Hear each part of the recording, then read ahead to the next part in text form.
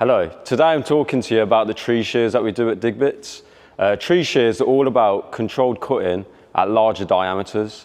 They're less effective for smaller brush and brash, but the main jobs of them is to cut small to medium trees cleanly. They also fell trees safely in tight spaces, so if you need your mini excavator in somewhere tighter, it's ideal for that sort of job. And unlike a chainsaw, it will grab and hold the material whilst actually cutting it. This one here is the TSO2 that we do. It's for like sort of 2 to 4.9 ton machines. It cuts up to 200 mil in diameter hardwood. Got the TSO4. This one cuts up to 250 mil hardwood, and that's suitable for your sort of 4 to 9 ton machines. And then you got your TSO7 here. This one cuts up to 300 mil hardwood, and we'd say that's suitable for your 7 ton to 14 ton machines. The good thing about these tree shears at Digbits, they're made all in-house, so everything you see on this is manufactured in-house, which is a good thing because in the future, if you ever do need replacement parts, they're easy to get and the turnaround time's pretty quick as well on them.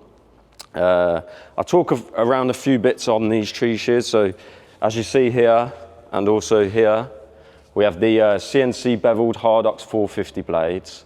Unlike heat cut alternatives, we machine like the bevels using machine tools, not heat. So the heat cutting actually would cause a heat affected zone on them, also known as HAZ, reducing the hardness and the toughness along the blade edge.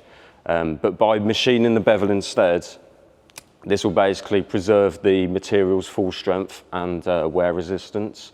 So it would deliver a stronger, sharper, tougher cutting edge on that basically. There's one interesting thing as well, the pivot pins here, as you see here. They're CNC machines, tensile loading pivot pins they are. Our CNC machines are designed to basically reduce the underload of them, minimize twisting at the blade pivot, and maintain alignment and cutting efficiency. And it will increase the overall durability of these. There's a few things you should know when you should best use the tree shears. We say the best sort of time would probably be autumn and winter. That's when trees are more dormant, your sap levels are lower, and you're less likely to disturb wildlife. That's also one important thing. So before you do start using the tree shears, you should check around on the trees or anything nearby if there is any nesting birds or any sort of wildlife. You should obviously think about, should I do this? Is it worth doing or not? There's a few things you should do before you actually start. Always wear your PPE, that is one of the main things. So have your helmet on, your eye protection and hearing protection as well.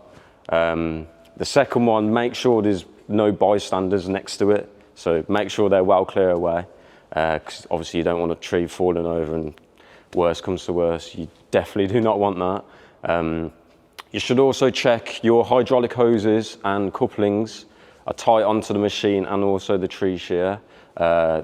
That's the obvious, it would reduce obviously the oil flying out of it just randomly. So you don't want that happening. And then ensure all the guards are fitted, everything on your machine is safe to work with. And then you're ready to go. So if you found this video helpful at all, hit the like button, subscribe. If you need any advice or anything, you can either go onto our website or give one of us a call in the office. Thank you very much. Bye-bye.